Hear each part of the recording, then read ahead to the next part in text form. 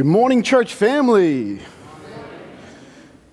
As always, it is an honor and a privilege to speak with you all. Man, I'm excited. It is the day of the Lord. I'm just excited to be here with you guys. Hopefully, I got some words of encouragement. All right, quick reminder before we start. The mission of FCC. You guys should be able to start saying this in your sleep. We just keep beating this into you, but the mission is growing in Jesus, bringing others with us. Hey, I hear it now. Okay.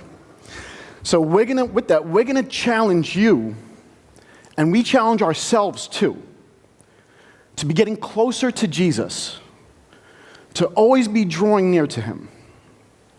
We should be learning and applying his way of life. Also bringing others with us. Let's share the good news. Let's teach people about the transformative power of God's amazing love for us. All right. So I made some people nervous last week. I said that we're going to ditch the pews. Now, I was speaking metaphorically, right? As you guys could tell, you guys are all sitting down in the pews, they're still here. And we are not going to toss them and make you stand up for an hour and change every Sunday. I need to circle back around. We need to be super clear. We are not going to toss away the pews. I promise you.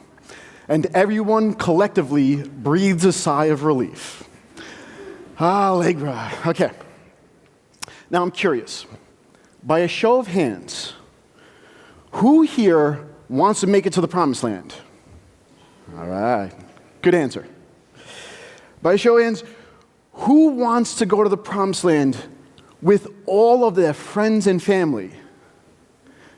All right, I actually saw some hands go down, so I'm guessing that I'm guessing that there's somebody in your family that, that means I'm doing another message on forgiveness next week. That's it. All right. So now, if you would like directions to the promised land, I got you. Now, don't worry, this is recorded so you can run it back. Here's the directions. You're going to jump on Colonial Drive. You're going to take it to 408, like if you don't mind taking toll roads, right? This is a toll road. You're going to take it to 408, and then you're going to drive down to I-4. You're going to get off at International Drive, and on the right, there's a place called Cafe Mineiro Brazilian Steakhouse. It is the closest thing that you're going to get to the promised land here in Florida. I digress.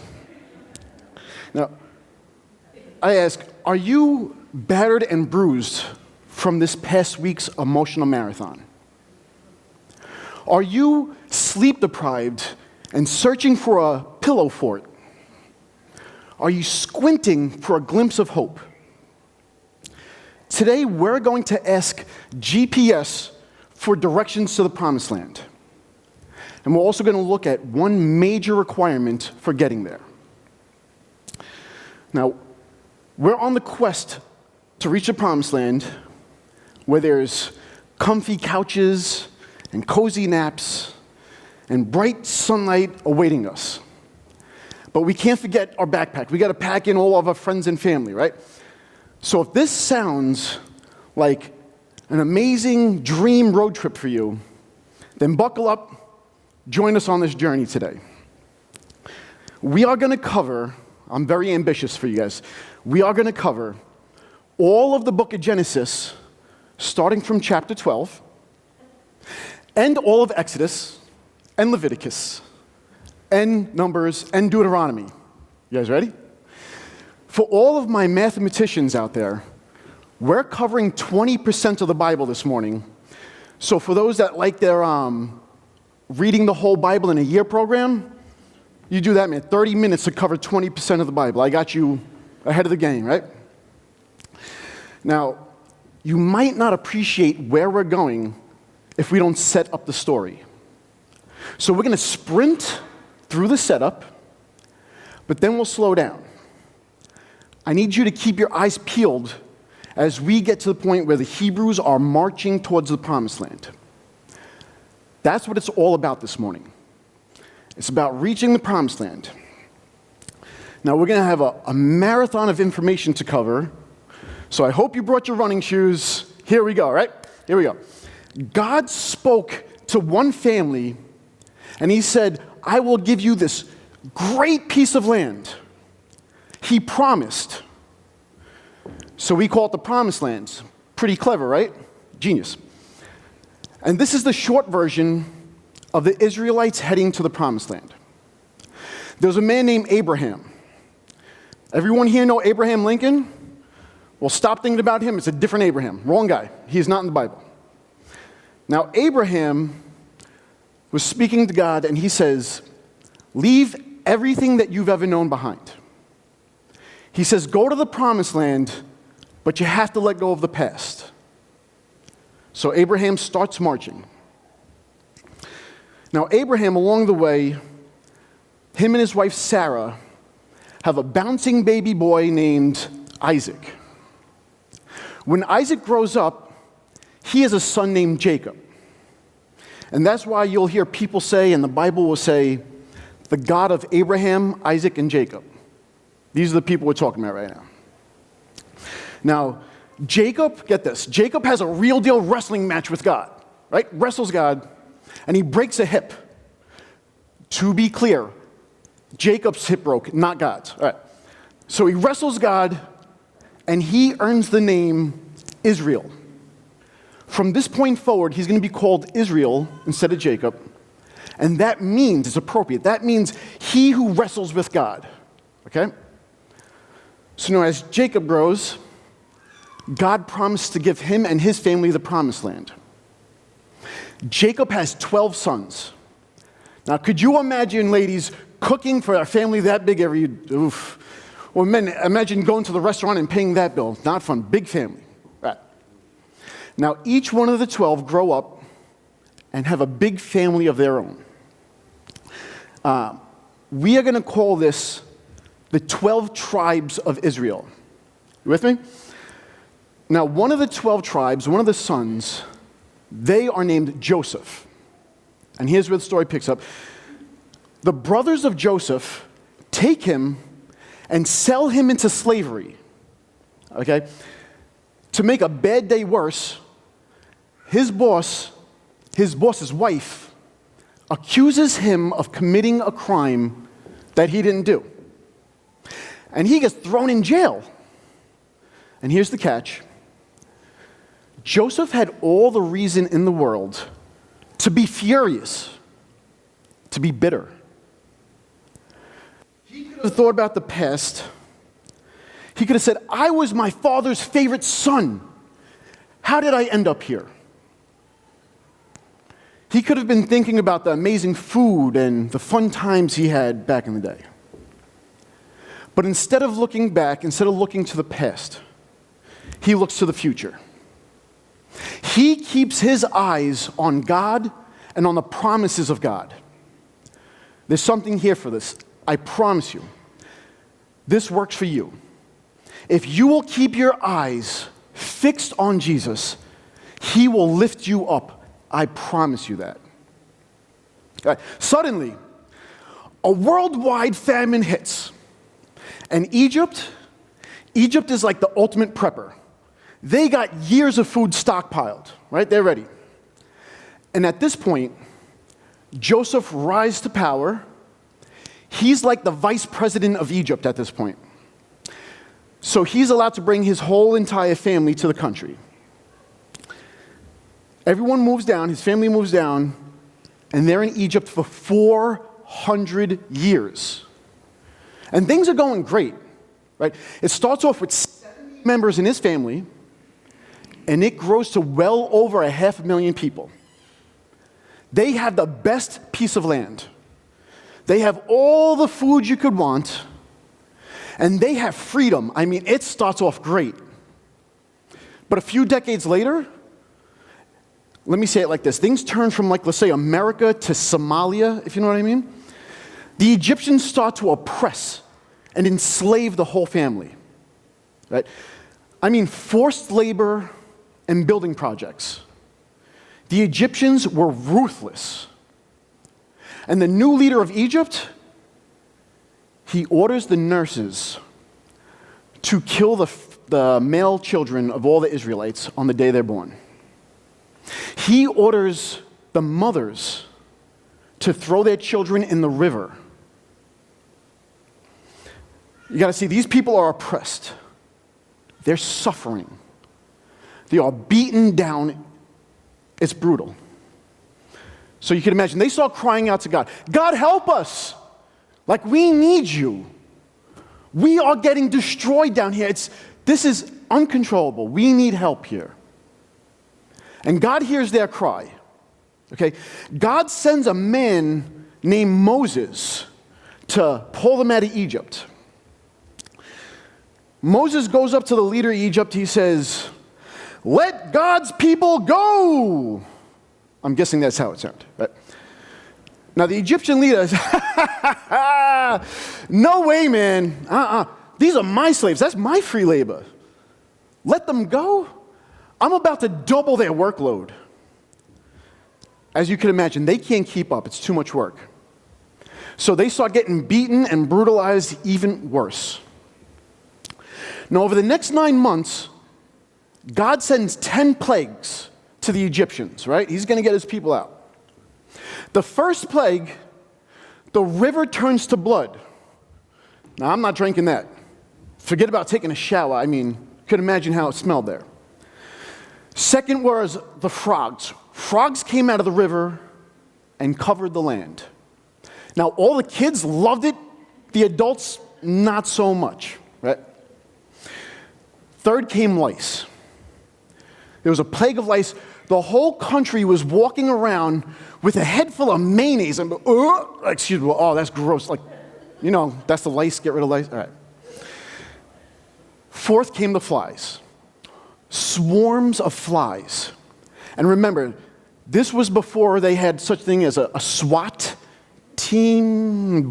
Sorry. Right. Fifth was cattle. All the cattle die, right? This is the time before freezers. That means all your steak, all your ground beef, up in smoke. Poof. I mean, I'd be hysterical crying. I'd leave the country right there. I'm done. There's nothing left for me here. Right? The sixth plague was boils. Imagine a cross between like nasty cyst, sunburn blisters, and bunions all wrapped in one.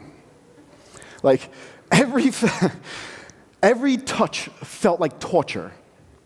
They couldn't even sit down or lie down to sleep at night. Seventh came the hailstorm.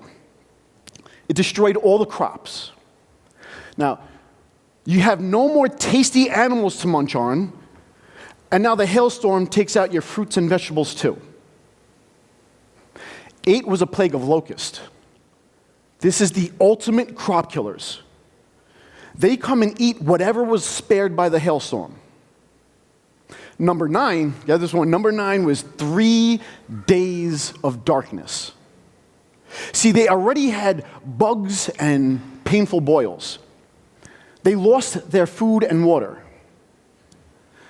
But this darkness hit them psychologically. See, they have 3 days with nothing to do other than to wonder what's coming next. Then the 10th and final plague. You know, because the Egyptians didn't get the message after the first 9. Okay. They need a little more clarity.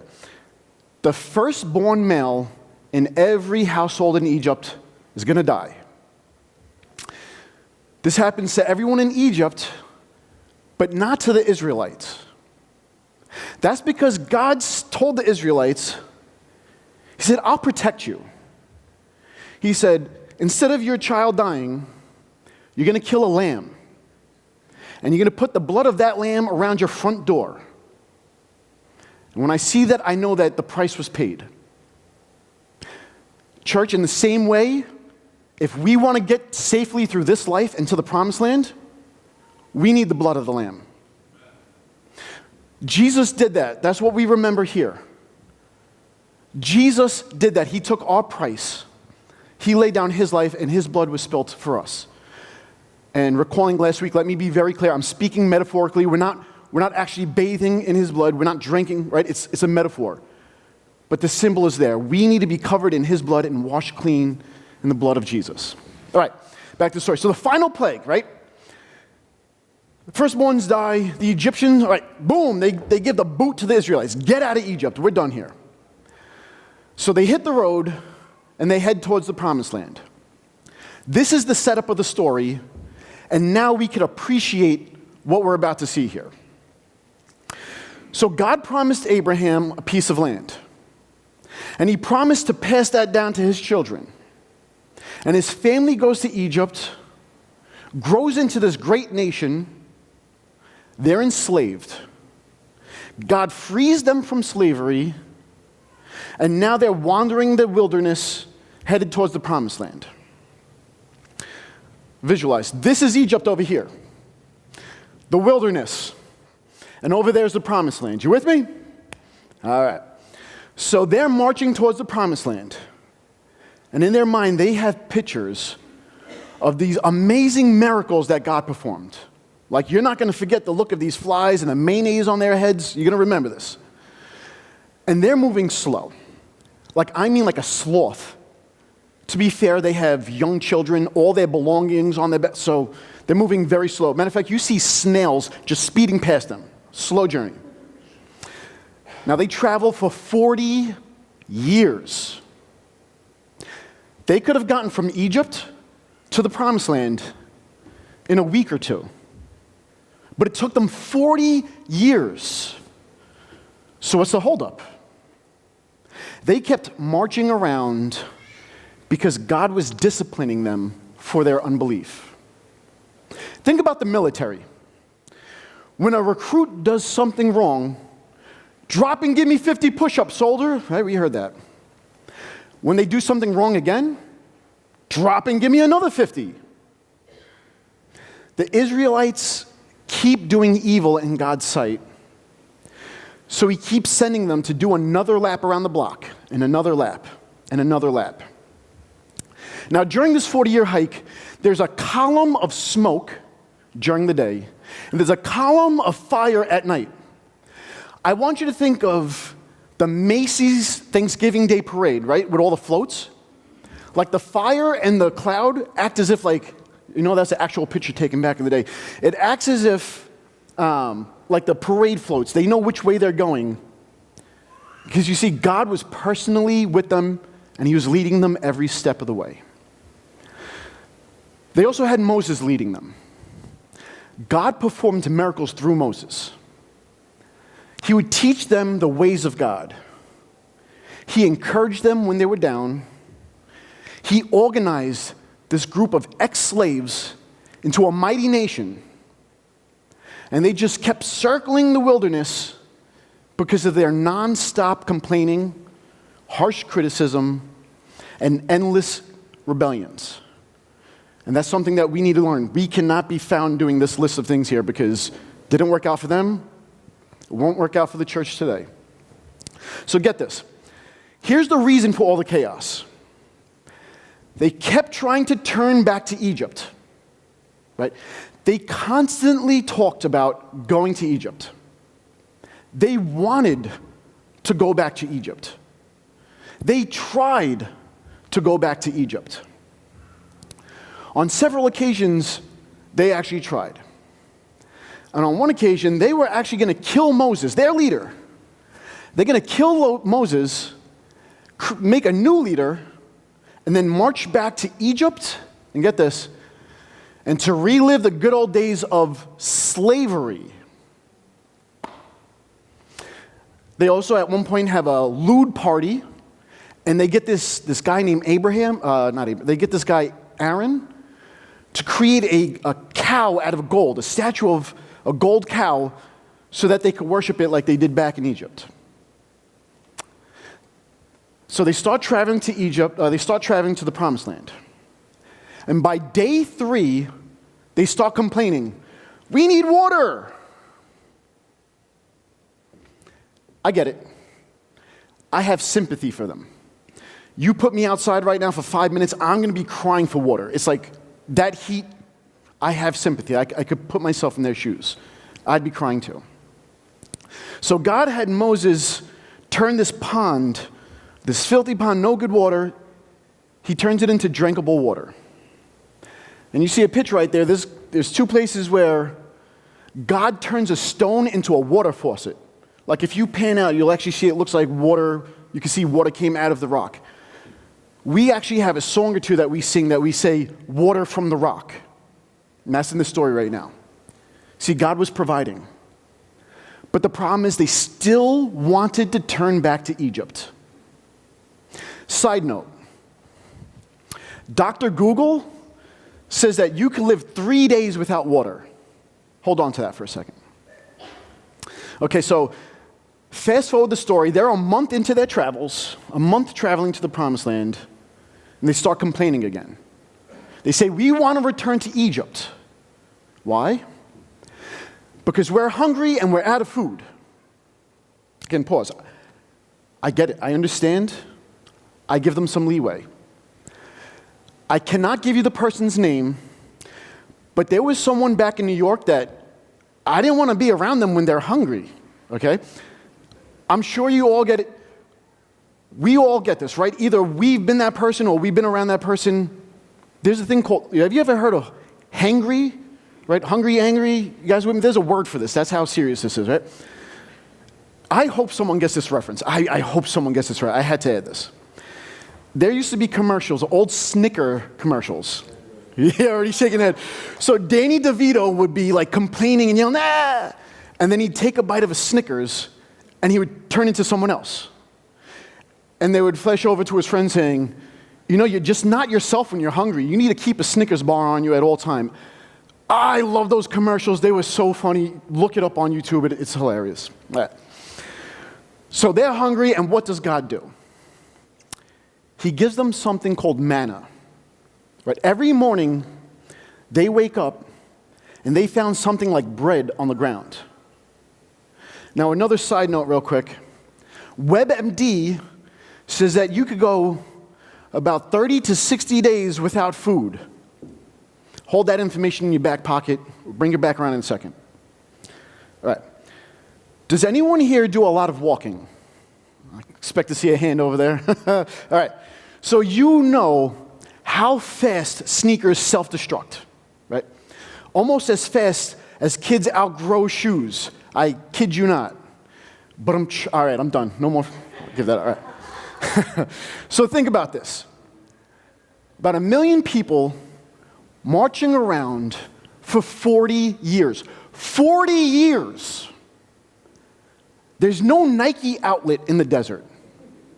There's no sandal repair shop on the side of the sand road, right? How is it that they didn't burn through sandals? Because God sustained them.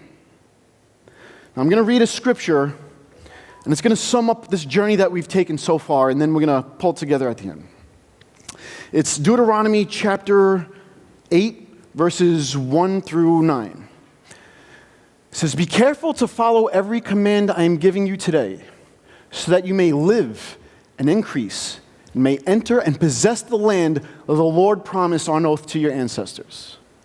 Remember how the Lord your God led all the way through the wilderness these 40 years, to humble and test you in order to know what was in your heart, whether or not you would keep his command. He humbled you, causing you to hunger, and then feeding you with manna, whether neither you nor your ancestors had known, to teach you that man does not live on bread alone, but on every word that comes from the mouth of the Lord." Amen. He says, "Your clothes did not wear out, and your feet did not swell during these 40 years. Know then that in your heart, that as a man disciplines his son, so the Lord your God disciplines you. Observe the commands of the Lord your God, walking in obedience to him and revering him. For the Lord your God is bringing you into a good land, a land with brooks, streams, and deep springs gushing into the valleys and hills, A land with wheat and barley, vines and fig trees, pomegranates, olive oil, and honey. A land where bread will not be scarce and you will lack nothing. Why didn't their sandals burn out 40 years in the desert? Because God was sustaining them. Now, this is just my personal thought, so don't quote me in the Bible study here. But we said 3 days without water, 30 days without food. I personally think that they could have gone 40 years without food or water. And I think that because God can sustain us long past what the medical journal says is possible. God gives us strength to the weary and increases power of the weak. Even youths grow tired and weary. Young men stumble and fall. But those who hope in the Lord will renew their strength. They will soar on wings like eagles. They will run and not grow weary. They will walk and not faint. God promised this amazing piece of land to one man. And then he extends that promise to the man's whole family. And they turn into a great nation. They're enslaved, and God personally gets them out of Egypt, and then he walks them across the desert for 40 years.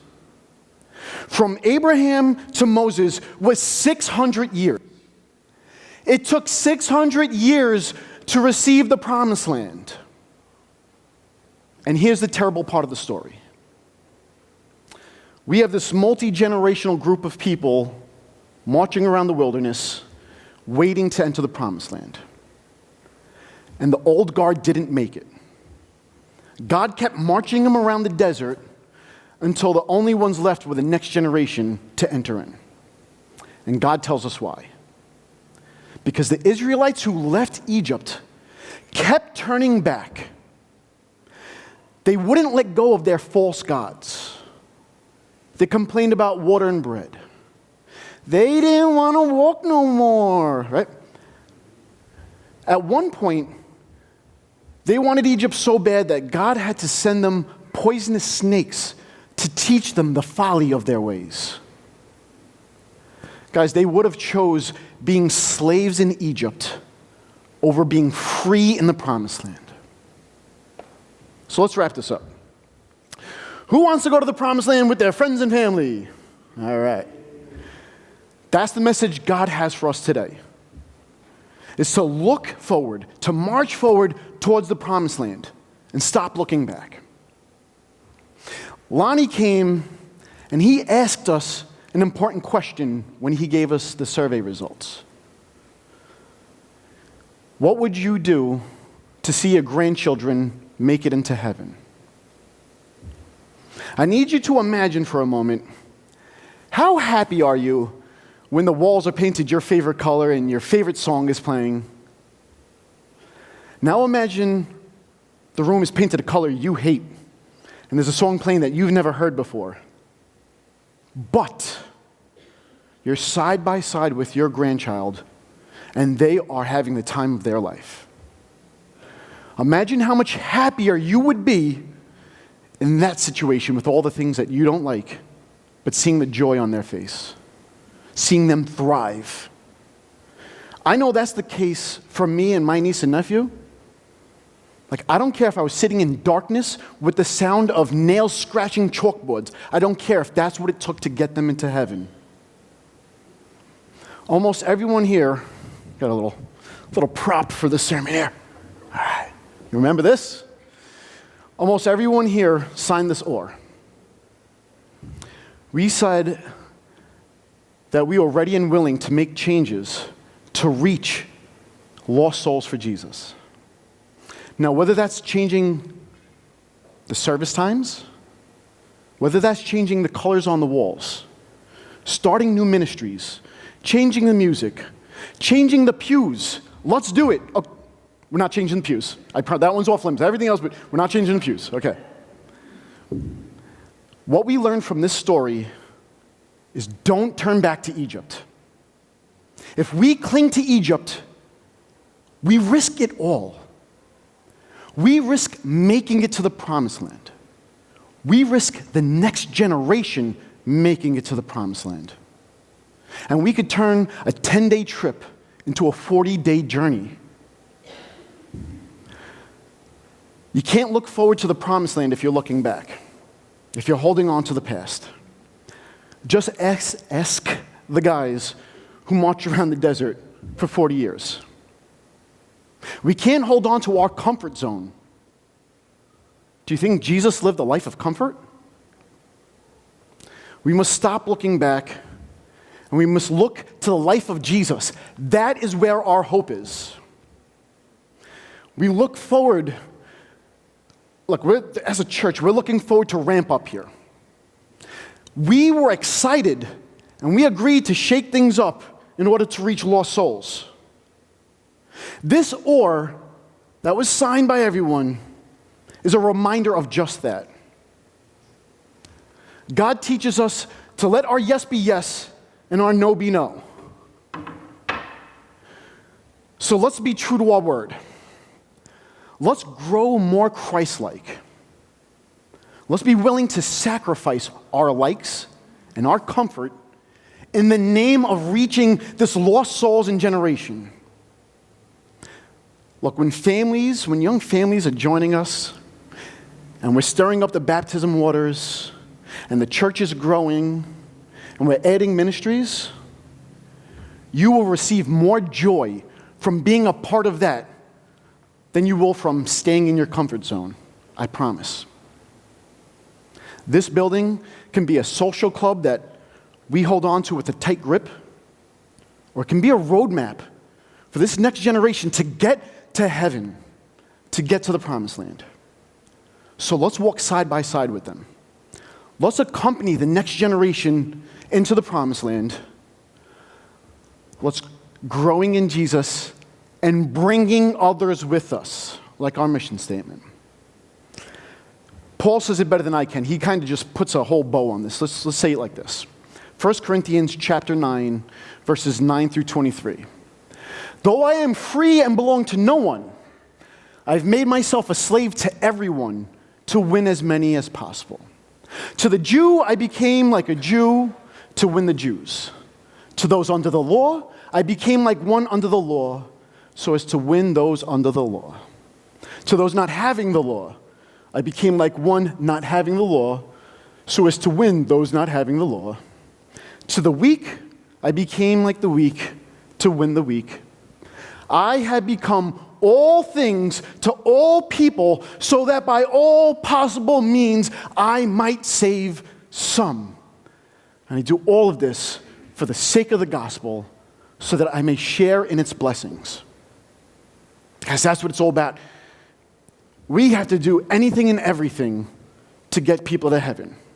That's the mindset that we need. We should be focused on the promised land, so much so that we'll do it all.